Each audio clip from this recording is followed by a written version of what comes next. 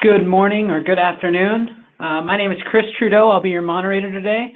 And I just wanted to start by saying thank you so much for joining our webinar titled 3 Big Mistakes That Frustrate Your Buyers and How to Fix Them. We're glad you could join us today. To get started in just a moment, but before we do, I wanted to cover a few points of housekeeping. First, this webinar is being recorded and we will send out a link to the recording via email within 1 business day. Please note that all lines are muted, but we want this to be an interactive and useful session. So at any point during the webinar, you can type in your questions to the Q&A box in the GoToWebinar control panel. At the end of the presentation, we'll do our best to answer all the questions that come in. If we don't get a chance to answer your question live, someone from Highspot will follow up with you directly after the webinar. And with that, I would like to introduce today's speakers. First, we have Scott Weinhold. He's the EVP of Strategy and Innovation at VantagePoint.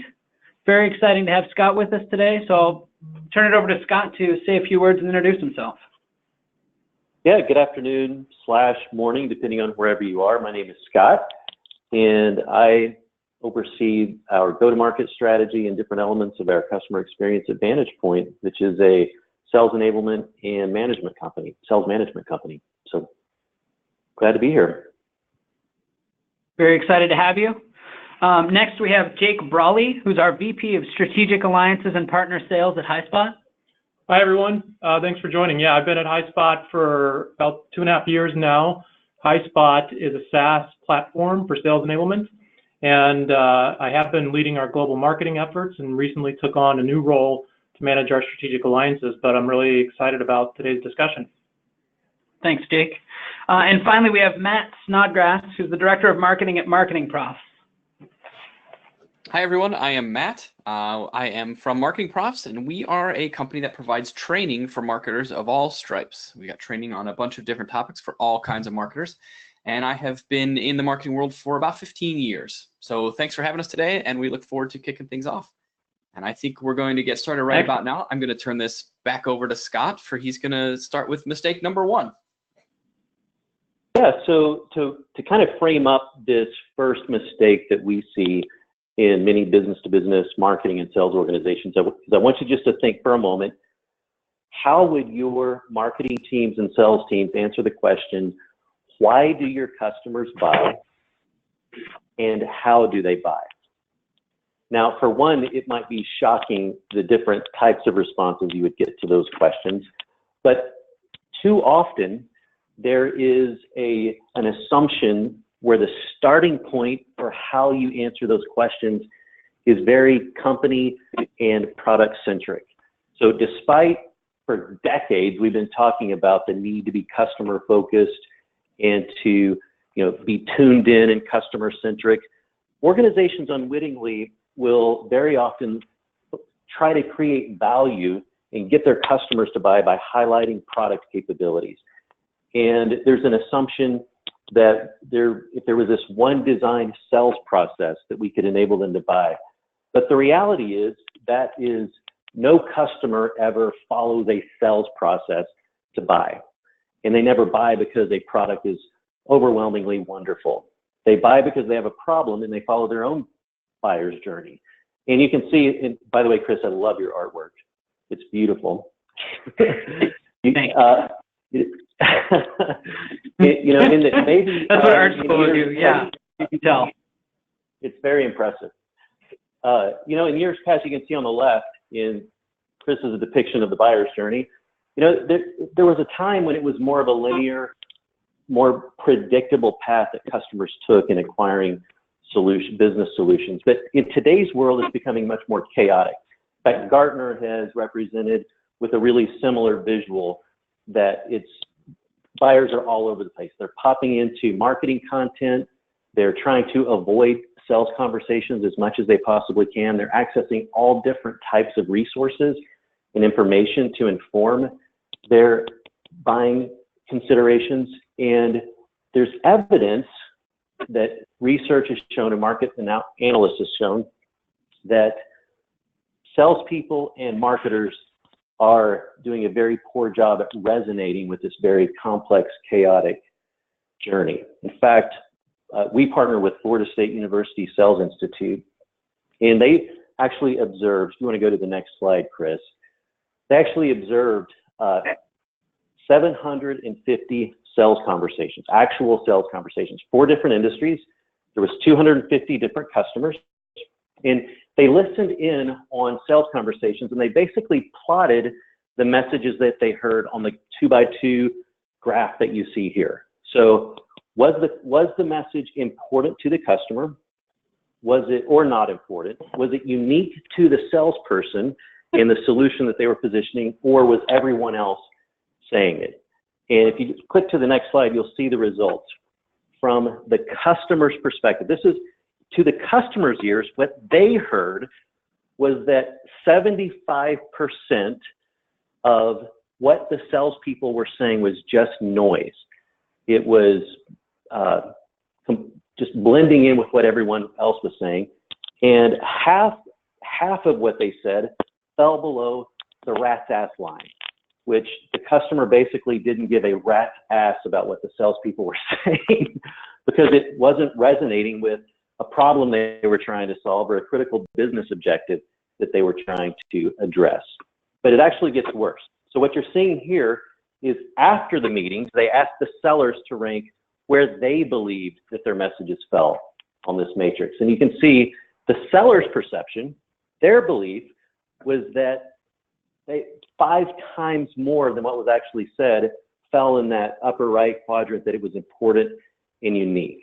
So it obviously highlights a massive disconnect from what the sellers are saying and what the market actually hears. And Forrester's done some fascinating research as well. Whenever you think about the fact that in these customer buyers journeys that they're dipping into a lot of content, they're going into sales conversations back and forth, that when you look at websites, they did an analysis of 60 business-to-business websites, and they had different markers to test how engaging was the content. You know, with factors like relevance, usefulness, compelling, was it differentiated? And 94% of the content failed to pass their test of what qualified as engaging. And so what we see, in order to address some of this, there's 3 critical takeaways, 3 action items that organizations need to be very intentional about addressing. And number 1, despite, once again, it's like being customer focused for a long time. At least I know for me personally, having started in working for a software sales company back in the 90s, we were talking about the need for marketing and sales to align back then. And the reality is, in today's world, it's become non-optional, that it's absolutely critical that as buyers become overwhelmed, and Gartner has talked about the need to make sense for buyers because there's so much high quality information that they're sorting through, that it's absolutely critical that marketing organizations and sales organizations synchronize what they're saying to focus on the actual buying journey and the buying situations that sellers are in. So, look, Jake, Matt, I'd love to hear your thoughts on what you're seeing in terms of how organizations are aligning and what you see in the market. Yeah, I can. First of all, buyer's journey, the term itself, I think maybe time to revisit. It's outmoded. Buyers today, the big change that we're seeing is that they don't want to be on a journey. As a matter of fact, they're looking for prescriptive guidance. They expect you as a seller and your organization to get them that prescriptive guidance. You're going to educate them in that job. So that's not a surprise. And, I've spent a lot of years in product marketing and marketing myself, so I've been guilty of this as well, where messaging is built and focused on the products, the differentiation of those products, and that's the first thing that you're enabling reps on is in their onboarding and orientation is here's our products, here's the value of them, and here's how they're different. So you're leading with a product message, and that by definition is kind of that inside out view versus outside in. The outside in, you're learning about personas first, and you're learning about their pain points. Buyer personas, what are their pain points? And then how do you talk to the pain point before you start engaging in the product? And so I think you mentioned the Forrester research. and marketing's guilty of it. Sales is also guilty of it. And that's actually pretty common for what we see as well when you haven't yet matured kind of how you're doing your enablement and go to market. Yeah, I call it, Jake, it's Muhammad Ali messaging. Because if you guys remember, like back in the 70s when Muhammad Ali was the heavyweight champion of the world, his tagline was, "I am the greatest." It's like that's the default message of almost every corporate pitch deck that sales people get trained on, is to go in and talk about how great their company is and how great their products are. And as you said, it's almost like, because organizations, their org structure is designed around products, there's almost an inertia that sets in. No one has the title of problem or pain marketer, right? We're organized by product marketing, right? And I almost see it as there's this critical moment that needs to happen in every B2B sales organization of any size. I think of Rosetta Stone, it was the stone discovered in Egypt back in 1799. And it essentially, bridged Egyptian, Greek, and Coptic languages and cultures. And the idea was they were able to set 3 different languages side by side and to be able to decipher what each of them meant. And I really think, to your point, Jake, we need to start with the language of the customer. And every organization needs a deliberate, disciplined, rigorous approach to coordinate marketing's language, sales language, and to tune that with the customer's language. And that's in terms of tactics, systems, messaging, all dimensions of what marketing is broadcasting, and the content that's getting generated and articulated to the market, as well as what customers hear in actual sales conversations. And one piece of that is, the second recommendation that we would make is you need to analyze what's happening in your buying situations based on real world opportunities. And so you heard me mention that we partner with Florida State Sales Institute and some of the research that they do. They did a very large, comprehensive study of buying situations, of what's happening, the buying dynamics that are happening. What they found was that when you analyze the different factors or the different characteristics that are present when they look at actual opportunities that reps have worked, there's common patterns or profiles that you can see. Like a given company will have 3 or 4 distinct buying situation profiles that they can see. And it's really important. The idea is to tune into what are the actual buying behaviors that customers are exhibiting when they're doing real world engagements with your sellers. So it's really important to begin at least becoming intentional about tuning into what those behaviors look like in terms of, are there attributes? For example, some of the clients that we've worked with, it could be some buying team dynamics. How many people are involved? Are they aligned? Is there a senior executive involved? What's their knowledge of the problem? What's the level of urgency? What's their openness to change? What's their expertise in terms of product capabilities that exist? Those are some common factors that you can tend to see manifest in certain patterns that you need to tune into and pay attention to so that you can meet your buyers where they are in their actual buying situations.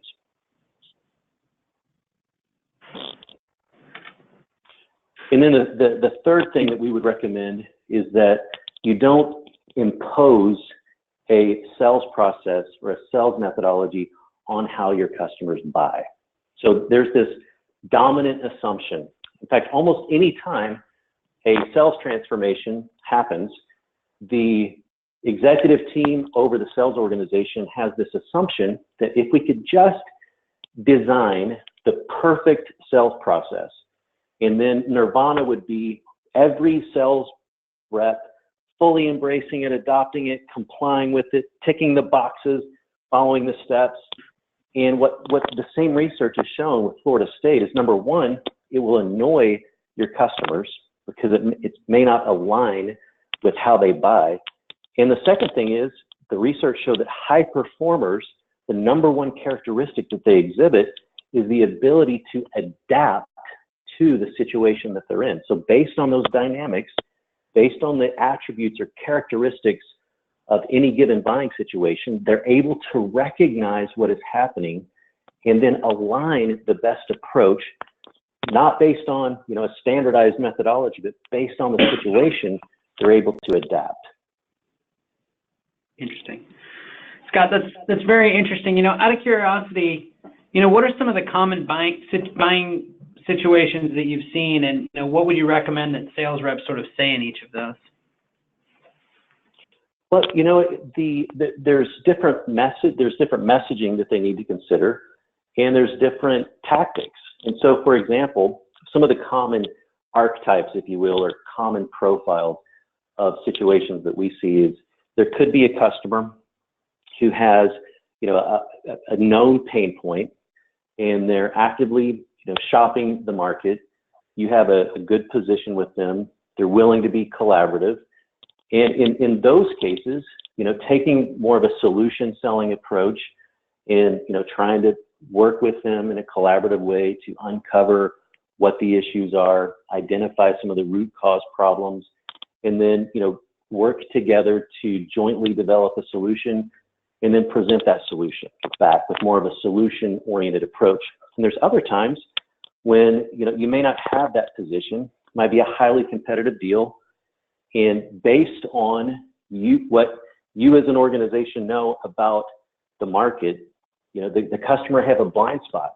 They may have a blind spot in how they're thinking about the problem or how they're thinking about solution requirements or buying criteria.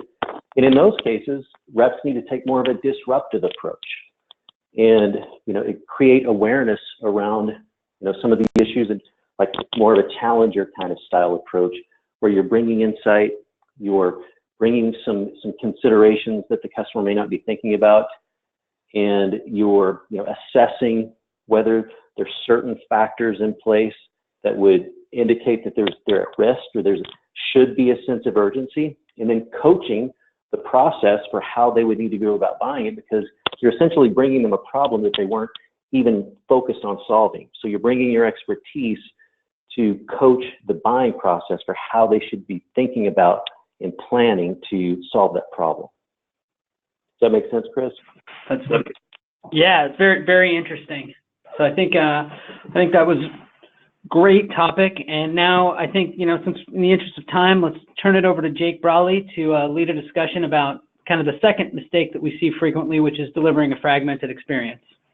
Yeah, this one, as a mistake, it's obviously an outcome of designing from the inside out. So it kind of follows, if you're not really looking at your buyer first and then building your go-to-market around that, then that will lead and turn to a fragmented experience. But I almost think of this mistake is a symptom. The actual mistake is not having a dedicated enablement practice for all of your people. So that's what I'm going to walk through here.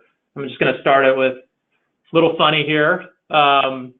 Marketing guy on the left, and those are all of his revenue leadership team there, sales, success, partner, the typical conversation. I think this is really what starts the fragmentation of a customer experience. It's because every person in your organization who has a role in messaging or talking to a customer during their life cycle has a different approach of how they should be doing that. And of course, part of it's where they're sitting and what they want to accomplish, but it's very important when you're thinking about engaging with customers today that there's kind of a shared voice and shared language, because people are such a big part of delivering a great customer experience. You need to think about not just the places you're touching and engaging prospects and customers with your digital channels, but you need to think about all of the people that they're engaging with along the way as they're trying to make, as they're evaluating your products and services and they're trying to reach a decision. Couple that with what we just talked about, these buyers are also coming armed with more information. They have higher expectations, and the journey that they're making is one that they don't want to make. They don't want to be on a journey. They want to engage with you to understand prescriptively what they should be doing. And so you start to look at this problem through the lens of how am I training and enabling and building competency in all of the people that have those roles, engaging with buyers, engaging with customers on a day in, day out basis. And this is research Serious Decisions did, and I thought this was fascinating. This is pretty recent. They found on average there are 9 different roles that are engaging within an evaluation cycle before you get to contract signing. And the bigger part of this challenge is that today, in the way that most organizations are defining their enablement practice, enablement's only covering about half of those roles. So while it's a good start, that also means that there are 50% of the people on this list that aren't necessarily on message and creating more fragmented engagement with your buyer. Now that's where enablement's in place. And when you don't have that in place, then you can look at all of these roles and think about them each creating their own different experience and own engagement with different messaging. So that's really at the core of the problem. And the compelling facts that are seeing more organizations adopt sales enablement as a practice, sales enablement as a technology, because we're starting to see business results. And so you see a lot of this published now. Organizations that dynamically align the sales process. And sales process here is really an allegory for that entire customer life cycle. But those that dynamically align process and content and all of the things around guidance that a role needs to do so that it's getting to them at the moments of engagement, they're able to increase their win rates. And they have higher productivity and ramp. Organizations that actually have a dedicated technology in place or set of technologies in place to support this are reporting higher win rates versus those organizations that haven't yet adopted. And so technology is a big part of the solution here. And then the final piece is that higher performing organizations are measuring and providing analytics and metrics to what they're doing. So they're not just flying blind, they actually have hard quantified data so that they can get feedback and make decisions. And so this has led to a broad adoption in sales enablement as a practice and technology because it is central to creating a better buyer experience. So the kind of recommendations here, how to fix it or how to get ahead of this issue is, first of all, you got to have a sales enablement practice in place. And that starts with creating the charter. Basically, here's the business case for why your organization should be doing sales enablement. Here's what sales enablement will accomplish for the organization, quantitatively, again, based on some of the metrics I just shared with you. And then important in this are what are the interlocks that enablement will have with all of those customer-facing roles and teams that you want to be able to cover with a standard and consistent set of enablement. So that's number one. Number two, it's not just about the content. That's a big part of the problem is just if I'm one of those 9 customer-facing roles, do they all have access to the same on-brand, on-message content and on the training for how to deliver that content? And so you need to have guidance in addition to content. Guidance is all about what knowledge do I need to have in my role for the engagement I'm about to do? What things do I need to say or be prepared to answer or ask? What things then, based on that, should I be using in terms of customer-facing collateral or other tools to engage given the scenario? And so those ingredients are really important. So think about that as guidance around the content. And then the final piece is analytics. It used to be we were flying blind with a lot of this. You know, you would roll out enablement, you would roll out new materials, and you really don't know if they're getting leveraged or not by these different roles. You don't know what these different roles are engaging with because we don't often see these siloed interactions. But where we do, we've seen, this is a problem. I see a sales artist is using their own deck. It looks like they're adding some creative and brand elements that are totally off-brand. And that's the kind of thing that's happening in all of these different siloed pockets. So the only way that you can get optics into that is by pulling analytics that actually show, yes, they're using the materials, and yes, where they're using them, they're actually having the impact we would expect with engagement level. And then finally, if those things are happening, the analytics that says it's moving the business goal that you're trying to move, whether that's quota attainment, win rates, competitive rates, win rates, et cetera. So yeah, I'd love to get thoughts about this topic from Scott and Matt. What are you guys seeing and kind of what do you advise on? Well, I think you hit the nail on the head on your last slide, Jake. I think people want, you've mentioned this a couple of times, people want a prescriptive solution. You know, I have a problem and I want to know what you can tell me to do to fix it. I don't want you to give me 55 different options and I can pick whichever one I want. I have problem X and I want you to show me the solution to problem X and show me how I can get from point A to point B. And that's really what we forget, because we're so excited to be talking to someone at this point in time. We just want to give them everything possible. Oh, we have this module and we have this add-on and we have this core product and all these things will help you. But really the end user wants to know, what is my journey going to be? What is that thing that you're going to deliver to me that will let me get from point A to point B? And I want to echo what you said about so many touch points. That's so critical. That's so critical especially from a marketing standpoint, is because a person, a client, a lead, a prospect, they could talk to a sales rep. They could have a conversation with your social media team. They're going to interact with some of your marketing content. They're going to download a white paper. They're almost 100% guaranteed going to talk to their peers or their coworkers or people who have used your product before or are looking for a similar type thing. So there are so many touch points that we forget often, that people are interacting in so many different ways. We're just used to pushing our messages out there and thinking, oh, this is all that there is, but there's so much more interaction on so many points, and we have to be cognizant of that. And we have to build for all those touch points. We have to create content for all those different levels where a customer may be. So I think it's critically important that we keep that in mind as we move forward. Yeah, and I can just excellent. Yeah, go ahead. When you think about Matt, when Matt just mentioned all those touch points, and Jake, when you put those 9 different roles that actually have a customer-facing voice at some point over the course of that customer making a decision, it would be frightening. And I can tell you firsthand, I've been locked in a room for a couple of days with the task of bringing some of those different stakeholders from a content team, from a customer-facing sales team, from product subject matter experts, and some of the various roles that engage. And when you ask simple questions like, who are the key players who get involved? And what's important to them? Like, what are the common pain points that they're trying to address? It's quite shocking to hear and how volatile some of those conversations can be, especially when you ask the question, what's differentiated about how we solve those problems? And it's very enlightening just to lock people in a room.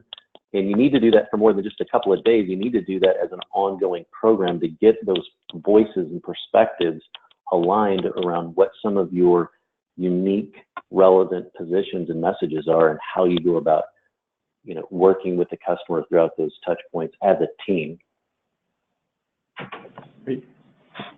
Yeah, that's a great point. I mean, again, just to reiterate, I think all the things we're talking about here and the guidance to fix it is getting ahead of it.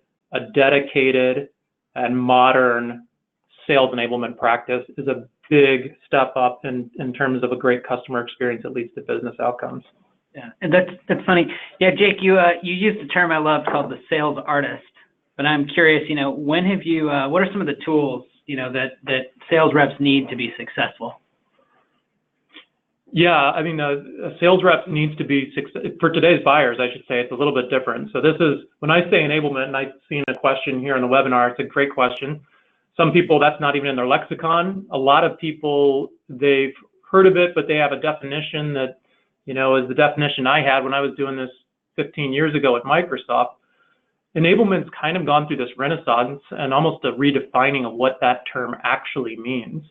And an enablement is really, at the end of the day, it's taking the guidance we're talking about and landing it. We use that word a lot, especially if you're in product marketing. How are we going to land this in the field? How are we going to land this with all of our customer-facing roles? And so at the core, sales enablement is about taking your go-to-market strategy and putting that strategy into action through the right guidance. That's the way to really think about enablement and all of the technologies, people, and processes around that to support that as an outcome. And so, hey, the same thing a salesperson needs is the same thing any of those other, on average, 9 roles needs. They need to know what to say, what to know, what they need to know, then what to use with their customers and prospects. in that point in time. And so that's what enablement technologies and a dedicated focus in that regard lets you do. Yeah, I like that concept of what do you need to know, what do you need to say, and what do you need to show. That's a good way to put it. And then when, we have a question from someone, when is it most appropriate or effective to introduce the answer to a problem for a client? Like, is it usually a good idea to do that as part of your opening pitch, or is that something that comes into play later in the sales cycle? Scott or Matt, I take your guys for that too, but I'll just tell you, one of the big changes with buying behavior today is the response is expected immediately. So if you aren't addressing the thing that your customer or prospect really cares about head on as soon as possible, you're missing an opportunity. I would agree with that. But do you guys? Yeah, I would agree with that. I would also put in there that when you're having that discussion and identifying those pain points, it's very helpful, and we found it's very a very powerful tool to back the client's pain points up, to back up those pain points that you're hearing from your prospect with data that's out there that confirms, yes, this is what other people in your organization are seeing, or yes, there's a lot of other people who are facing these same issues, because it helps them feel more comfortable with you. It aligns you as an authority figure, and it also makes them feel that they're not out there on an island. They're not the only ones feeling these pain points, right? There are other organizations, other companies, other individuals who are in the same boat, in the same shoes. And if you can show that you have proof that that exists, and that you can make a case for how you can combat that pain point, how you can assuage that, it really puts you in a great position to be an authority on that topic. Awesome. Yeah, I think that's great for when to engage and how to fix the fragmented.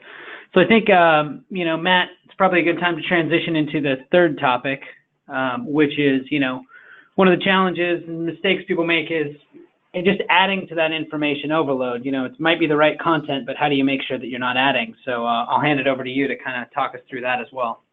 Excellent. Thanks so much, Chris. So we talked about designing from the inside out as one of the big mistakes we make. We talked about presenting a fragmented experience. And of course, when those two things happen, the natural solution to solve those is to add to information overload, right? Let's overload our customers with information. Let's put a ton of information out there so that we can kind of make up for these other two mistakes we've made. And unfortunately, that is the exact opposite of what we should be doing. This is some more artwork that Chris found for us, and I think it is a perfect illustration of kind of where we are right now. We've forgotten how to have conversations, not necessarily just with PowerPoint, but this is obviously the worst place you could have a PowerPoint presentation, in the bedroom. But we've forgotten how to have conversations. And what we're doing as organizations, as marketing departments, is we are trying to shout the loudest. We're trying to make noise just for the sake of making noise. There's a lot of content out there. There's a lot of other competitors out there that are doing what we do. And so the natural inclination is, well, just pump more stuff out there. Because if we put more, we're going to get the SEO juice. If we put more stuff out there, there's going to be more eyeballs on our content. If we put more and talk louder, people are going to hear us. And that is absolutely not the solution. The answer here is not put more out there and make more noise. The answer is to talk to people. Because really, in the end, we talk about leads and we talk about prospects and we talk about clients, but in the end, these are all people. And what people really want is just to be heard. They want to be heard. They want to know that you are hearing them, and they want an answer to their problems. So that's the most important thing. And you're going to hear me talk about this a couple times over the next few minutes, that people just want to be heard. So we need to do a better job of listening and acknowledging that. So every year, we at MarketingProfs partner with the Content Marketing Institute, and we do some research, and we put out a study called the B2B Content Benchmarks. What we found in this year's study was that 88% of the most successful B2B organizations put their audience's needs over sales and promotional messaging. The most successful organizations do that. They listen. And it's incumbent upon us as marketers to know what those buyer needs are, to know what the needs of our prospects are, because again, people just want to be heard. So when we take a more active role in listening, when we take a more active role in learning and acknowledging what people want, it's so much more powerful. It influences our messaging, it influences everything that we do. And as we talked about, the buyer's journey, and journey may be, again, an outmoded or outdated term, but it's not linear. We talked about how many different people your potential prospect talks to. Again, they could talk to a salesperson, they can interact with your support team or your customer service team. They're probably looking at some of your social media stuff. They look at your website, they look at your marketing materials. So it's very important for us as marketers to explain what we're delivering in terms of content and why, not only to our audience, but to our sales team as well. They need to be aware because, as we've talked about, there's always this somewhat of a somewhat scratchy separation between sales and marketing that we're constantly trying to make better. But we need to make sure that as marketers, we're explaining what we're delivering and why to sales. And Scott talked about that Rosetta Stone a few minutes ago. And that's such a perfect analogy because we really need to combine the languages of the customer, of sales, and of marketing. We need to put all three of these things together in cohesive messaging. But the most important part of this, of talking to our audience, is that we have to be useful. We can't just keep putting out content, again, for the sake of putting out content. We have to be useful. So that's the first thing. Jake, if you could click me forward to the next, or Chris, if you could click me forward to the next one, please. We also found that 95% of the organizations, of the most successful B2B orgs, say that their audience views them as credible and trusted. They build trust. How do you build trust? How can I be one of this 95% of these most successful organizations? You build trust by being useful. You build trust by creating content that's helpful, by listening. Your brand, your sales rep, your social media team, the content you put out there, your CEO, everything you do every single day sends 1,000 little cues. Your products, your brand, your people, you're sending thousands and thousands of little cues a day. Those cues attract like-minded people to your organization. These are your tribe. These are the people that you want to surround yourself with. These are your ideal prospects and your ideal candidates. You create content, and that content sends out thousands of little cues. You're trying to attract a certain type of person. When we create content, we sometimes call it bait. We sometimes call it lead gen material. But one of the biggest terms that we use for content creation is magnet. We're creating something that's a magnet. And a magnet pulls those people in to you. It pulls those like-minded people towards you. The solution here, guys, is not just getting more people to the top of the funnel, because anybody can do that. You can do a million different things to get more people to the top of the funnel. But if you really know who your content attracts, if you really know who is in your tribe, you're going to get the right people to the top of the funnel. So it's the idea of prioritizing quality over quantity.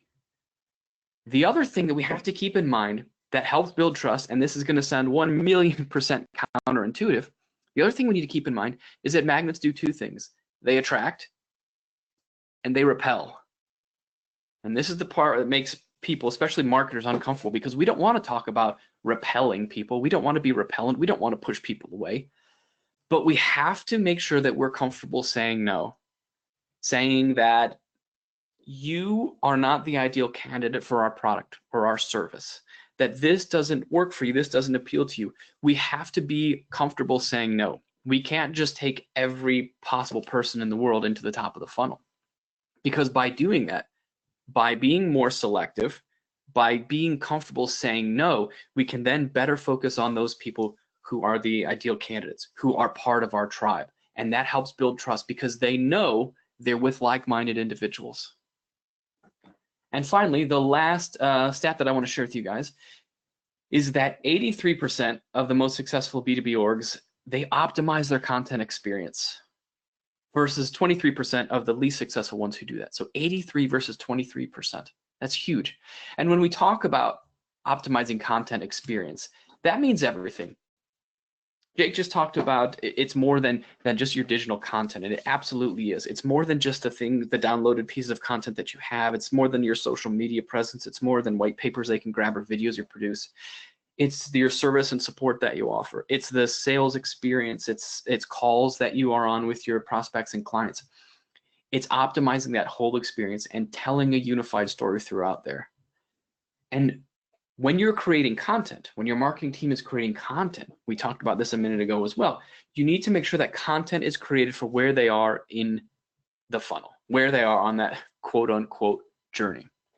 If they're at the top of the funnel, if they're just going out and starting to learn about what possible options are out there for the problem they're trying to solve. That's not the time that you want to pull them into a live demo or an individual one-on-one consultation. That's going to be way too much, way too intense. At the top of the funnel is when you build your authority.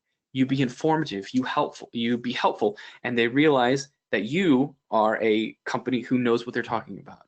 You've solved this problem before, you have a great solution to it. As they moved a little bit further down mid-funnel, we look at things like social proof and testimonials. That's the time where webinars come into play, like the one we're on today. You can provide case studies and FAQs. So that's ideal content for mid-funnel. And then after folks have had time to kind of matriculate down through the funnel is when we start talking about trials or live demos or these individual consultations. So it's important that you're building content for your audience at the place they are in the funnel. And what we've learned here is that so many companies are solely focused on that top of the funnel, right? Where we were talking about trust a minute ago. So many companies are just focused on just jamming more names, more leads, more email addresses, more phone numbers into the top of that funnel. And we might not all have the budget and the revenue to be able to do that, right? We may not have infinite budgets where we can just keep paying to get people in the top of the funnel, but that provides us way more opportunity for optimizing lower down the funnel.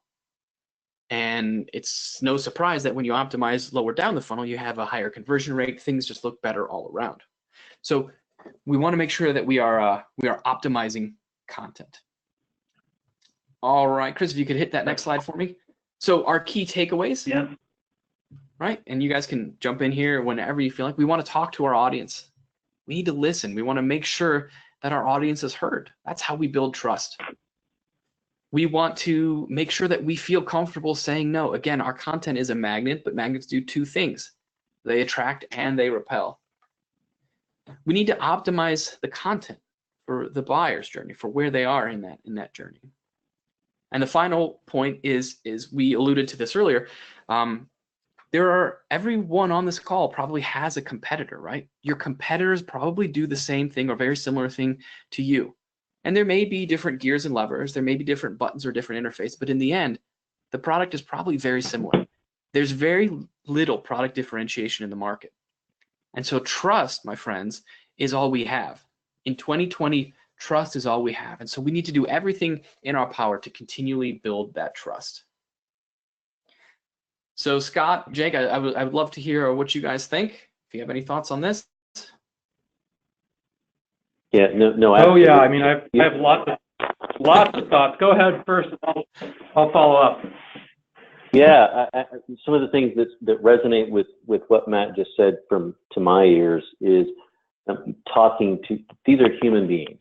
There's common assumptions that when you have executive decision makers, maybe technical buyers who are involved in buying decisions, that they're like these machines. And when you see a lot of the content that gets created and a lot of the pitches that they hear, it's almost like you're speaking this non-human language. And I think that's really important, that you do treat them as a human being, realizing that they're driven by anxiety, that they're driven by, a fear of, the political ramifications of missing their strategic objectives and their targets.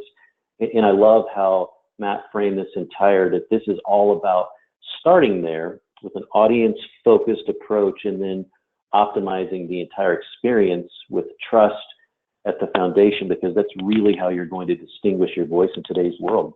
As Matt just said, so many of the capabilities blur together, and it's sometimes difficult to distinguish differences between what vendors are offering. So. Yeah, that's exactly right. And that trust one resonates with me a lot, because we know this because we see where content's effective, and high-performing organizations and sellers, they're using third-party content. They're not using their own. And so if you think about the challenge for anybody with customer-facing roles today, they not only have to know what they should be leveraging of their own content, and they have to do it in a new way, almost thinking about their role as the, evaluation Sherpa.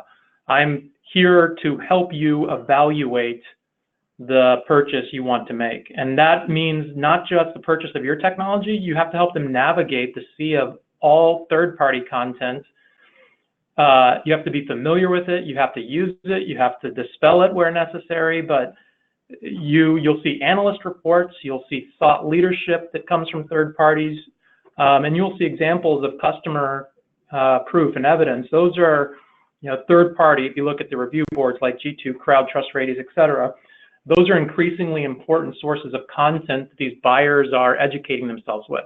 And so part of the trust piece in establishing credibility is you can help them navigate not just with your own stuff, but across all of that other stuff that they're out there getting because you've done the diligence and you put yourself in their position and know what they're looking at.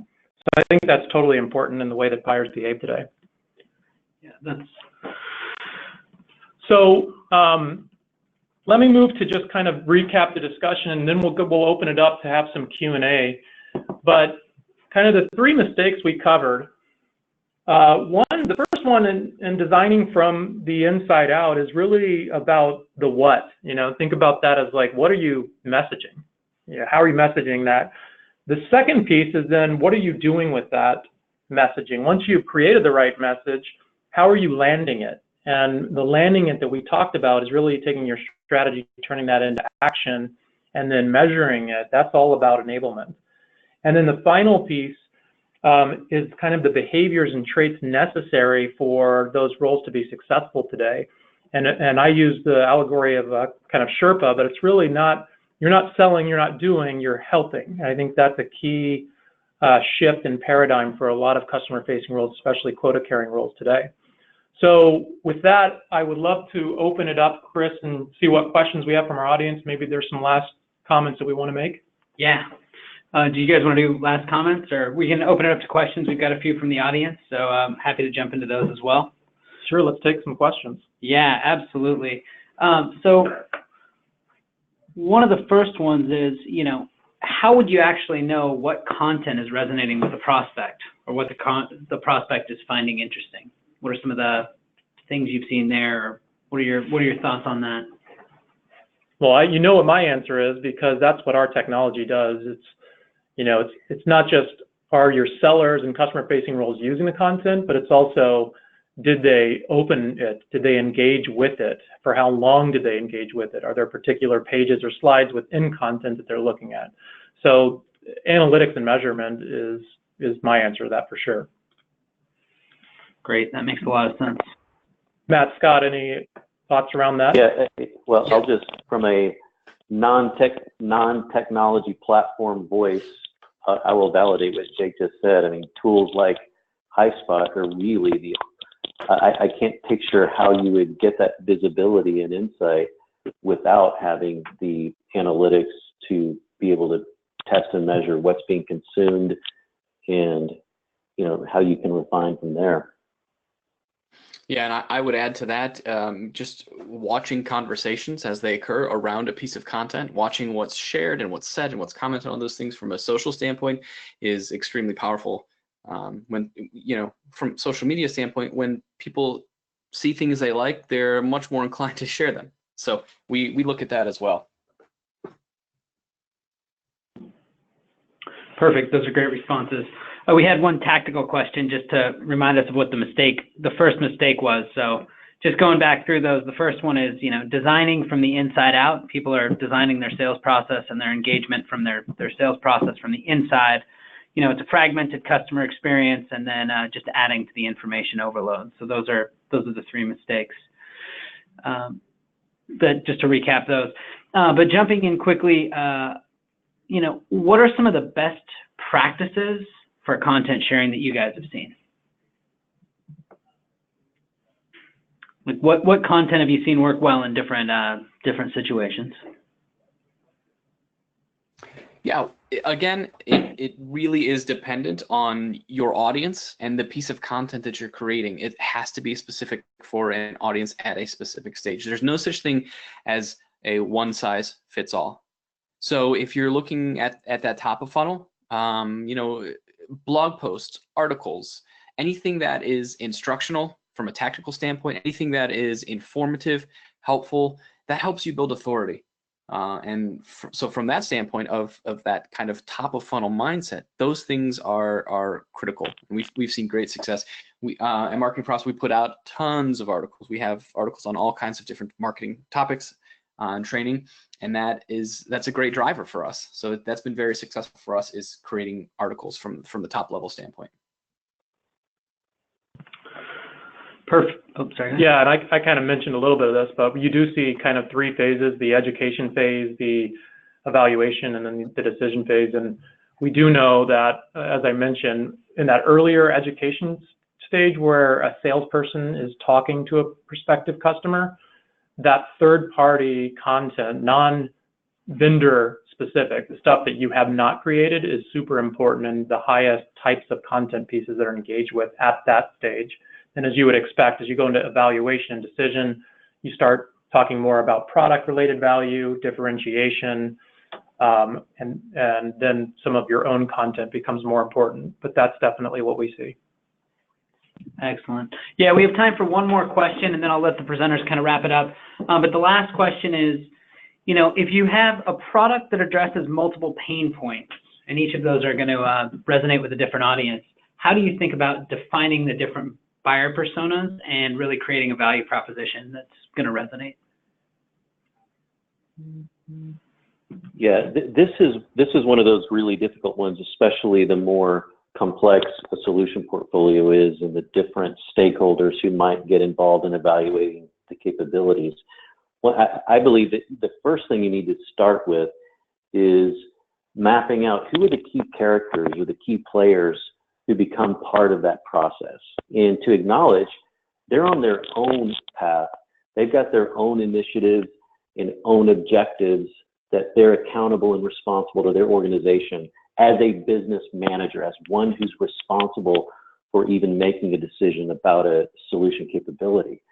And the starting point is, what are some shared objectives that the key people who get involved all own together? And then from there, Jake mentioned, mapping the different personas and what some of those key interests and key pain points are for the different individuals involved. Being able to take a common core message that you can speak to the shared objectives, and then have a predefined messages and tactics for reps to be able to adapt based on the situation, based on the moment. Because just as Matt was saying, there's no one size fits all for content depending on where they are in the journey. It's the same thing when you're dealing with multiple decision makers and you have those 9 different roles Jake was referring to earlier, who become part of the mix of that conversation. So start with shared objectives, and then equip and enable reps to be able to adapt and flex to unique situations and unique people who get involved. Yeah, great point. So I think we're going to wrap it up now, just in the interest of time. So this has been a really great webinar. We talked about first, how do you design from the inside out, from the outside in, make sure you're engaging based on buyer behavior. How do you fix your fragmented experience by formalizing your process, tools, and metrics? And how do you help your customers navigate information overload by making sure you truly understand and then seek to build trust? So before we end, if the speakers have any last comments they'd like to throw in, I'll turn it over to them to say it. And I'd encourage you to connect on LinkedIn with any of the speakers today if you'd like more information. No, thank